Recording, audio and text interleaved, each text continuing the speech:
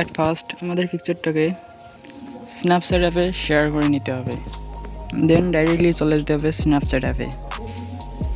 তো সেখান থেকে প্রথমে এডিটিং আইকনে ক্লিক করতে হবে। তো সেখান থেকে প্রথমে টিউন ইমেজ সিলেক্ট করতে হবে। সেখান থেকে ব্রাইটনেস হালকা একটু বাড়িয়ে দিতে হবে, কন্ট্রাস্ট কমিয়ে দিতে হবে, স্যাচুরেশন কমাতে হবে, একটু অ্যাম্বিয়েন্স একটু বাড়াতে হবে, হাইলাইট কমবে, শ্যাডো একটু বাড়বে, ওয়ার্মথ একটু বাড়বে হালকা একটু।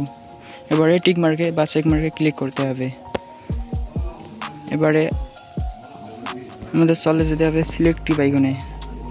সিলেক্টিভ থেকে ফেসটাকে সিলেক্ট করে নিতে হবে। তো ব্রাইটনেস বাড়াতে হবে প্রথমে, দেন কন্ট্রাস্ট কমাতে হবে, স্যাচুরেশন একটু কমবে, তারপর স্ট্রাকচার একটু কমবে। এবারে চেক মার্কে ক্লিক করতে হবে। সো এবার ব্রাশ আইকনে ক্লিক করতে হবে। তো সেখান থেকে এক্সপোজার ক্লিক করতে হবে।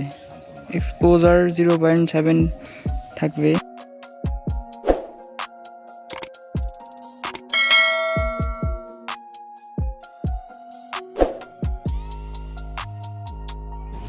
তো সেখান থেকে এবার স্যাচুরেশনে যেতে হবে। স্যাচুরেশন থেকে -+5 করে নিতে হবে স্যাচুরেশন। সেখান থেকে ঠোঁটটাকে একটু গাঢ় করে দিতে হবে।